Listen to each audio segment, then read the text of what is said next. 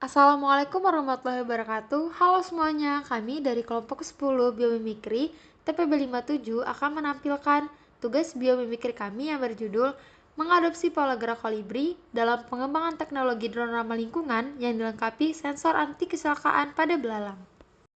Kelompok kami yang beranggotakan Muhammad Faza dengan NIM 122140199, Lukas Hamonangan dengan NIM 122140196, Dina Rahmadita dengan NIM 122140184, Muhammad Fernando dengan NIM 122220151, Lucky Immanuel dengan NIM 122140179, Marlin Setiawan dengan NIM 122220161, dan Cantika Mutiara Putri dengan NIM 122220165. Apa itu biomimikri? Biomimikri adalah pendekatan untuk merancang solusi inovatif dan teknologi dengan meniru atau terinspirasi dari cara-cara alam memecahkan masalah dan mengembangkan fitur-fitur yang efisien. Secara harfiah, kata biomimikri berasal dari bahasa Yunani, di mana bio berarti hidup dan mimesis berarti meniru. Pendekatan biomimikri bertujuan untuk mencari solusi yang lebih berkelanjutan dan efektif dalam menyelesaikan masalah, dengan memperhatikan prinsip-prinsip alam seperti efisiensi energi, keseimbangan ekosistem, dan keanekaragaman hayati. Dalam hal ini, biomimikri dapat membantu mengatasi tantangan lingkungan dan sosial, serta menciptakan inovasi yang lebih baik dan ramah lingkungan. Burung kolibri adalah salah satu spesies burung terkecil di dunia. Mereka memiliki tubuh yang kecil dan ringan dengan sayap yang besar yang membuat mereka mampu terbang secara cepat dan tepat dengan presisi yang luar biasa. Burung kolibri menggunakan otot sayapnya yang besar agar dapat tetap mengepakkan sayap secara cepat ketika terbang. Hal ini dikenal sebagai high wind beat frequency atau frekuensi ketukan sayap yang tinggi. Hal ini yang menyebabkan burung kolibri mampu terbang secara melayang. Agar dapat melayang, burung kolibri mengepakkan sayapnya dalam pola angka 8. Kepakan sayap ini dapat mereka lakukan berkat kibasan sayapnya secara terus-menerus yang dapat dilakukan karena bentuk tulang sayap yang pendek. Tulang sayap yang pendek ini menjadikan keunikan lain bagi burung kolibri yang tidak ditemukan di spesies burung lainnya. Belalang adalah serangga herbivora dengan Ordo-Orthoptera dan Subordo-Caelifera.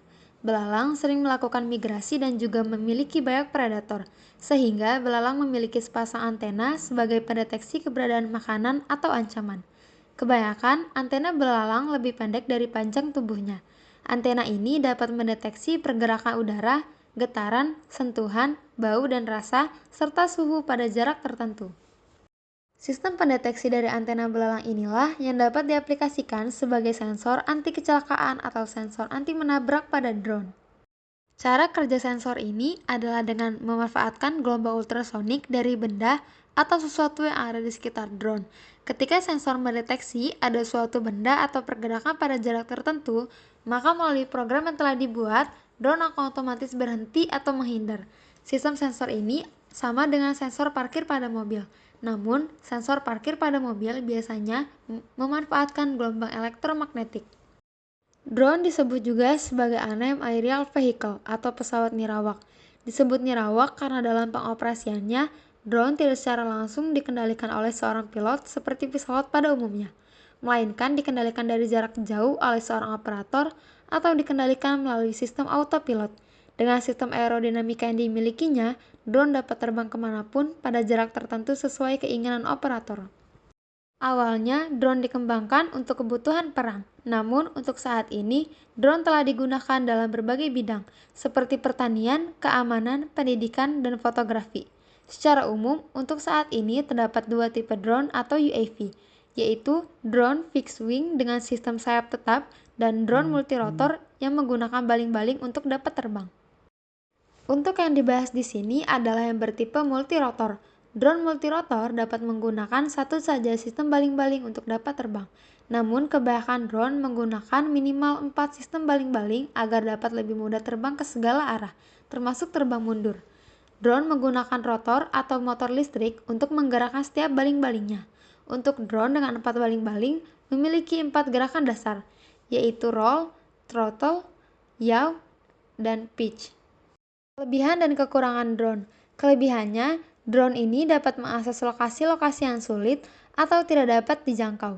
dan dapat mengetahui ketika akan terjadi benturan terhadap benda lain karena terdapat sensor anti kecelakaan. Kekurangannya, apabila drone terjatuh, belum terdapat fitur yang dapat membuatnya langsung bangkit dan terbang kembali dengan mode autopilot.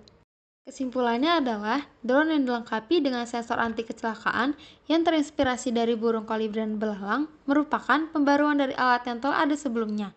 Adanya sensor pada drone didesain agar dapat menghindari halangan yang dilewati oleh drone sehingga tidak terjatuh. Pembaruan drone diharapkan dapat membantu di berbagai bidang seperti militer, transportasi, kesehatan, dan lain-lain. Sebelum presentasi diakhiri, kami dari kelompok 10 ingin menyampaikan terima kasih atas atensi teman-teman selama kami presentasi. Jika ada kurangnya, kami mohon maaf yang sebesar-besarnya. Semoga apa yang kami sampaikan berguna untuk banyak orang. Terima kasih.